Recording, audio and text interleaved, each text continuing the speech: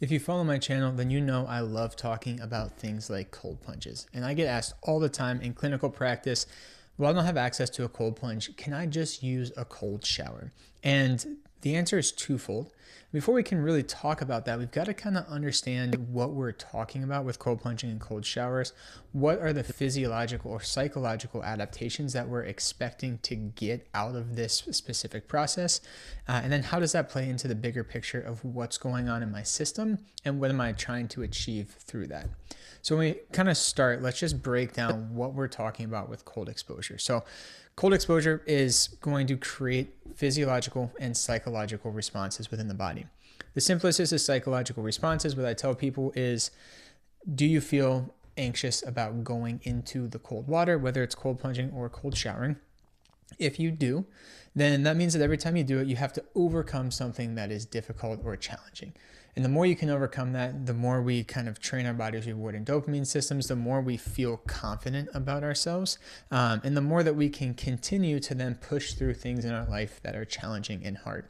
And there's always going to be hard things in life. So if we can do things on a daily basis intentionally to challenge ourselves, we can kind of tell ourselves we can do it, we can continue going, we can make it. When it comes to cold plunging and cold showers, both of those have the potential to create that response. Now, the other framing piece here is understanding that when we talk about cold showers, we've got to kind of quantify or qualify what the water temperature is. I live in Florida. The water temperature in Florida in the summers is nowhere near cold enough to have any physiological impact on the body whatsoever. I can crank that shower so cold the shower is almost off, get into it, and it still feels warm. So I don't create an anxiety response. I don't have to overcome a challenge. And I'm also not going to create any real beneficial surface physiological changes with that. So that's kind of the first thing, is just understanding cold showers have to actually be cold enough to create a response. And outside of the physiological response, they've got to be cold enough to create a psychological response. Because I really think one of the biggest impacts of cold showers is the psychological response, the overcoming something that's hard. The other thing that we got to look at from a psychological standpoint is our ability to sustain hard things. Standing in a cold shower, hard. You get used to it on your back, you turn around, kind of wakes you up again, and it's hard again on your stomach. And it's very easy to just shut the water and step out. And so we build this kind of grit and willpower and determination to say, I can sit there and I can endure something that's hard. And over time, again, that builds our confidence. And it's amazing for our overall psychological state of, I'm the type of person that can do hard things and I can sustain hard things in my life. And that's very important for when we're doing things that we don't have control over that are difficult. If we've trained ourselves to sit in that feeling of pain and discomfort and live there and be comfortable there, it makes everything else in our life easier. Now, when we talk about some of that psychological benefit from cold plunging, now we get into a lot of the deeper level physiological and psychological impacts that are happening. Specifically, when we're cold plunging, we activate something called the dive reflex.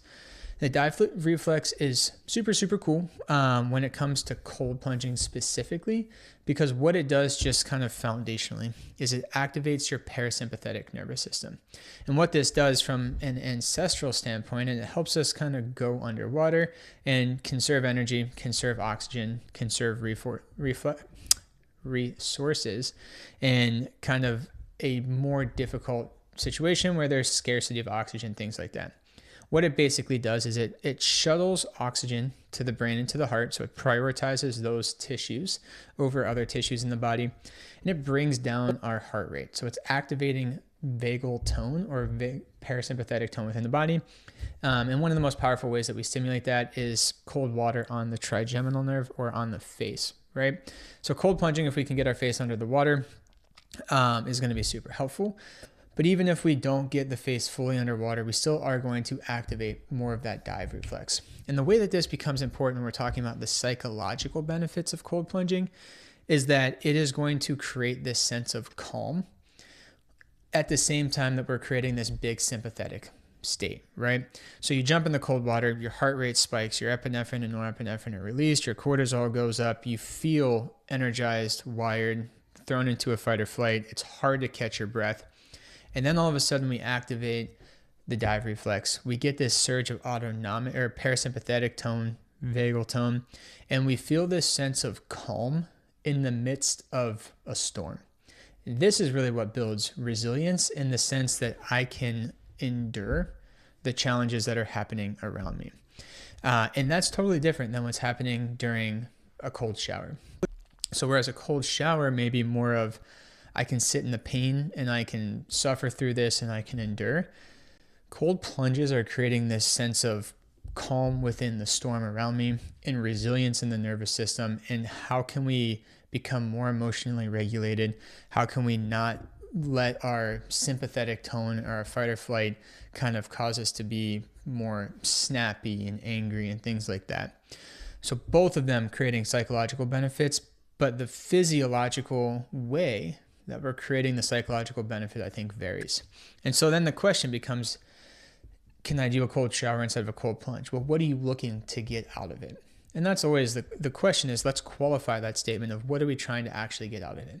When we talk about some of the deeper physiological benefits, we all know, most of us know, if you've seen any of my other videos, some of the main benefits that we're looking to achieve with cold plunging is going to be an increase in mitochondrial density, increase in brown fat activation. I like to talk about it as exercise for the smooth muscle that surrounds your arteries and helps to kind of force vasoconstriction, vasodilation, creates an acute pro-inflammatory response, which then creates a rebound anti-inflammatory response. We're going to shift blood supply and stuff throughout the body. A lot of those benefits we're not going to get on a systemic level from cold showers. So because cold plunging, we're typically doing at a much more significantly low temperature, so 35 to 50 degrees typically. Cold showers are going to be more of the 50 to 65, 70 degrees. But the other thing with a shower is we're getting more patchy exposure. The whole body is not submerged in water at the same time, whereas a cold plunge, the entire body is submerged at the same time, and there's pressure from the water being imposed on our body. And so what happens during cold plunging is we get this deep systemic vasoconstrictive effect that drives down core body temperature at a relatively rapid rate, compared to something like a cold shower, which is going to be more surface level vasoconstriction. And so there's no doubt you're still going to get some vasoconstriction that happens, but it's not going to be to the same degree. And we're not going to see quite the change in core body temperature with a cold shower as you would have with a cold plunge. And the reason that that becomes important is we look at what's happening from a physiological state, specifically with mitochondria, because mitochondria are really what's driving a lot of the adaptive processes from cold plunging and cold showering. And so in a previous video, I think the red light video I posted in the last week or two, we talked a little bit about the AMP-ATP ratio within the mitochondria, which is kind of the signaling ratio that tells the mitochondria slow down energy production, conserve energy, or we've got to produce a lot more energy. And so what cold plunging does amazingly is it creates an uncoupling effect within the mitochondria. For the purposes of this video, we do not need to get into what mitochondrial uncoupling is, but basically what that does is it makes the mitochondria acutely less effective at creating energy. And we do this to create heat and prioritize heat production over energy production. This alters the AMP-ATP ratio, or AMP-ATP ratio. It signals AMPK, which signals PGC1 alpha, which is what drives mitochondrial biogenesis and the growth of more mitochondria. And so we create this short-term uncoupling effect, and then we drive mitochondrial biogenesis. And over a longer period of time, it makes us way more resilient. And that's a super cool thing, because one of the biggest problems with age is that mitochondria become less efficient. We get more uncoupling, which is chronic uncoupling, leaking of protons across gradients that make our bodies less efficient at generating energy. And then we have less mitochondria. So we have less mitochondria that are also less efficient. It's a recipe for not feeling great, not recovering great, not being able to adapt to stress the same way. And so if we can use things like cold plunging, it becomes amazing. Now, some things to be aware of if you get into a cold plunge and this whole mitochondrial uncoupling, recoupling, AMP, ATP thing's not working properly, if your sympathetic nervous system is overriding your parasympathetic nervous system, you may get out of the cold plunge and you may feel wired or anxious or flat emotionally or super dysregulated.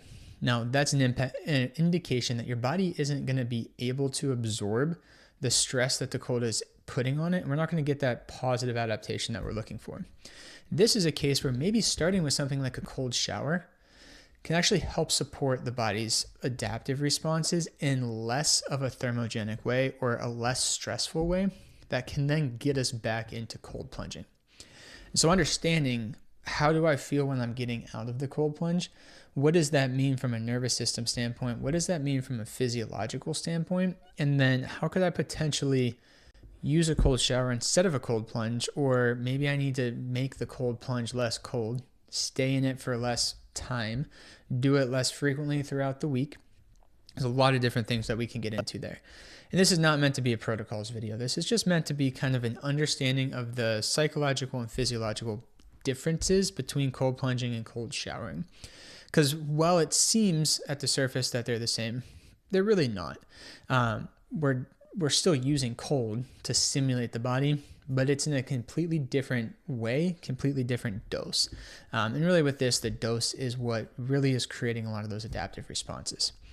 So I hope this helps. This is obviously not a deep dive into cold plunging. There's a lot more that we could discuss. We will discuss a lot more about this stuff on the channel in the future. So if you like this type of content, if you want to understand how these different tools can help support your physiology, how to know which one's best for you at which time based on symptoms and things like that, like this video, comment below, subscribe to the channel. I love putting out content like this, and I'd love to hear what you guys want more of.